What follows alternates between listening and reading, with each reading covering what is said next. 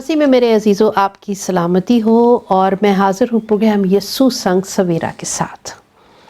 اس programme کا مقصد یہ ہے کہ ہم اپنی ہر صبح کا آغاز یسوع کے سنگ کریں، خدا ان کے کلام کے ساتھ کریں، اور ہم روزانہ حاضر ہوتے ہیں خاص طور پر ان روزوں کے ایام میں، اور ہمارے ساتھ شامل ہوتے ہیں ہر پروگرام میں پاسٹر سرفراز احمد۔ ہم ان کے نہایت شکر گزار ہیں کہ ایک تو انہوں نے بہت وقت دیا ہے اور وہ آتے ہیں اور اس پروگرام میں ہمارا ساتھ دیتے ہیں، ہماری رہنمائی کرتے ہیں۔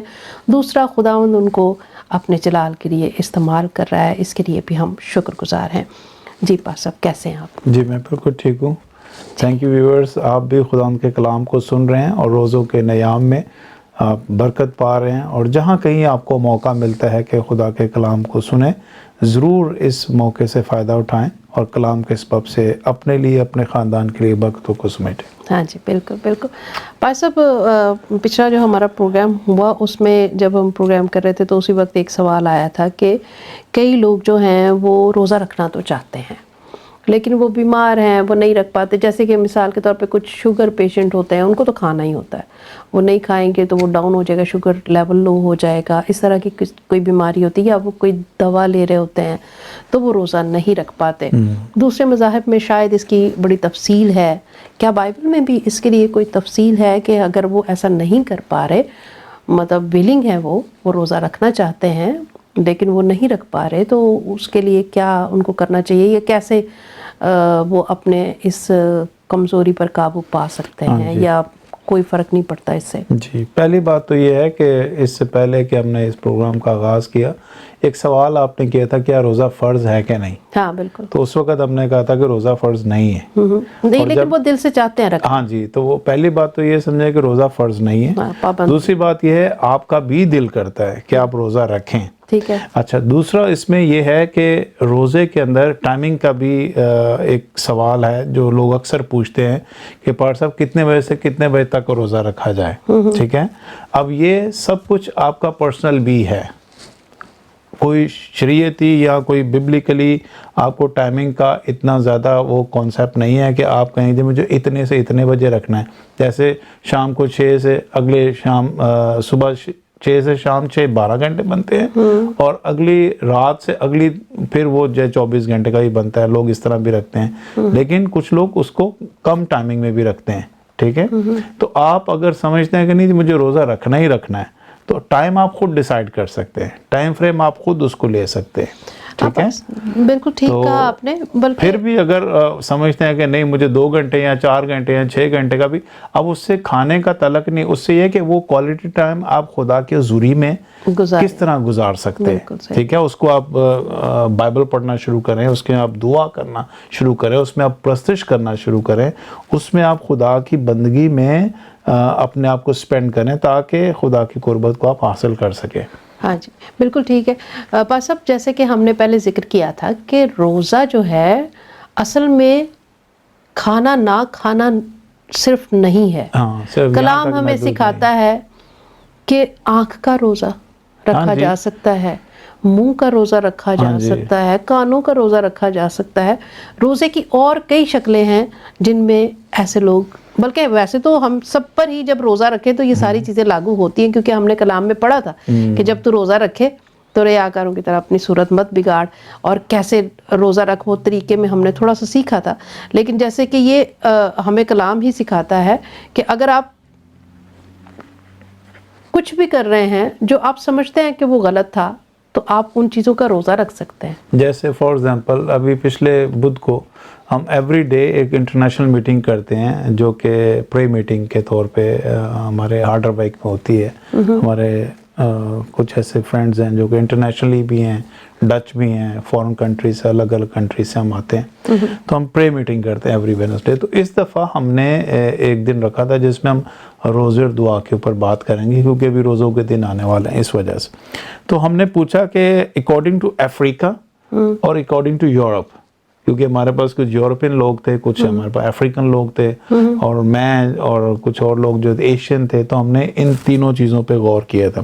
تو جو یورپین تھا اس نے کہا کہ ہم لوگ روزے کو اس طرح سمجھتے ہیں کہ فار ایگزامپل میں عام روٹین میں بہت زیادہ ٹیلی ویژن دیکھتا ہوں، بالکل ٹھیک ہے، تو میں ان دنوں میں جب کہ سمجھتے ہیں کہ بھئی سب لوگ روزہ رکھنے کے اس میں ہیں، میں نہیں رکھ پا رہا ہوں کسی بھی وجہ سے، بیمار ہوئی یا مطلب میرے ساتھ کوئی میڈیکل پرابلم ہے، تو آپ کوشش کریں کہ جو آپ کی عام روٹین میں چیزیں ہوتی ہیں آپ ان کو نہ کرنے کا روزہ رکھ سکتے ہیں. بالکل ٹھیک ہے، بالکل. تو یہ بھی ایک طریقہ مطلب انہوں نے بتایا کہ یورپین سٹائل سے ہم اس طرح بھی کرتے ہیں. اور یہ کہ کلام جیسے کا حصہ ہے. ہاں جی، جیسے کلام سے سیکھتے میں ہیں. عام دنوں میں کہتی کہ میں روٹین میں ہوتی ہوں، میں بائبل اتنا نہیں پڑھتی ہوں، ٹھیک ہے، ان دنوں میں ایک وہ شیڈیول بناتی ہوں کہ نہیں، ان دنوں میں کوشش کروں گی کہ زیادہ سے زیادہ بائبل کی طرف متوجہ ہوں، زیادہ سے زیادہ کلام کو پڑھوں.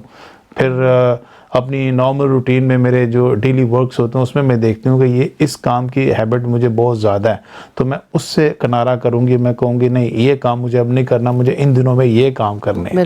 ٹھیک ہے، تو اس طرح سے بھی مطلب وہ ہو سکتا ہے.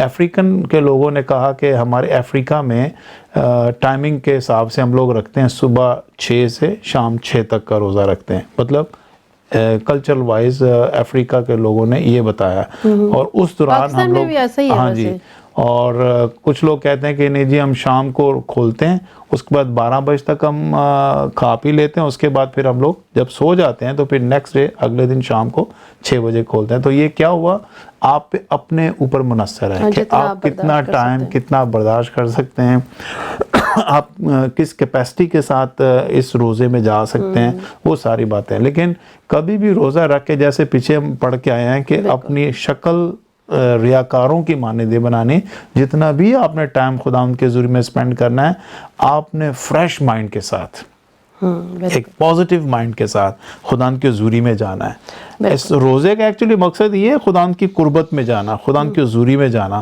ہے، ڈیپرلی خدا کے جو ہے مکاشفے کو حاصل کرنا، خدا ہم سے چاہتا کیا ہے. ٹھیک ہے، اور مجھے بڑی خوبصورت آیت لگتی ہے جب یسوع مسیح نے زمین پر پانی میں جا کے بپتسمہ لیا اور اوپر سے آواز آئی، یہ میرا پیارا بیٹا ہے جس سے میں خوش ہوں.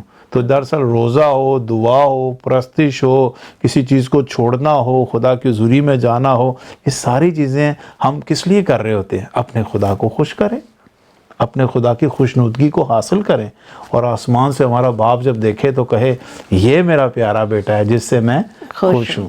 تو یہ جو چیزیں ہوتی ہیں یہ پھر ہمارے لیے انرجیٹک بن جاتی ہیں. جب ہمارے یہ زمینی باپ اگر صرف کہہ دینا میں اس بیٹے سے بہت خوش ہوں کیونکہ یہ میرا بڑا تابعدار اور فرما بردار بیٹا ہے، تو اس سے ہم لوگ کتنی کرج لیتے ہیں.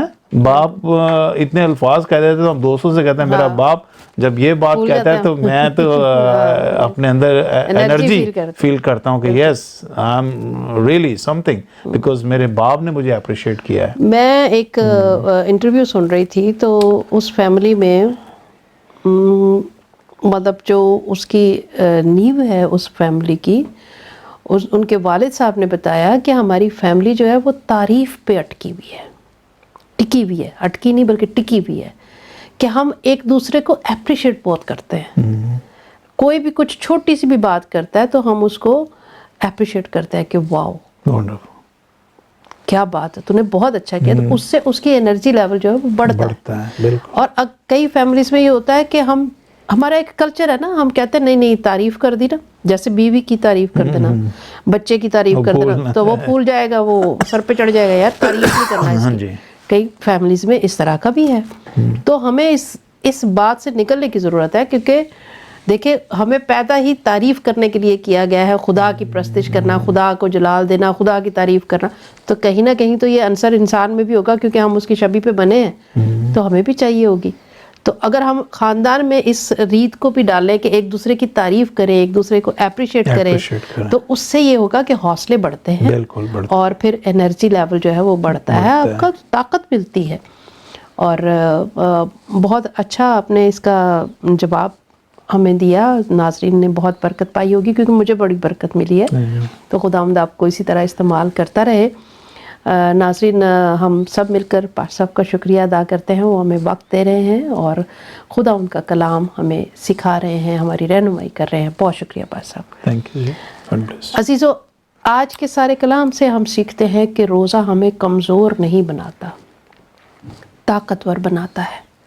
کیونکہ جسمانی طور پر اگر ہم غذا نہیں بھی لے رہے ہیں یا لے رہے ہیں، لیکن باقی اور بہت ساری چیزیں ہیں جن پر اگر ہم غور کریں تو ان کا روزہ رکھ کر، ان کی نفی کر کے ہم اپنی زندگی کو خداوند کے اس مقصد کے لیے استعمال کر سکتے ہیں جس مقصد کے لیے اس نے ہمیں زمین پر بھیجا ہے۔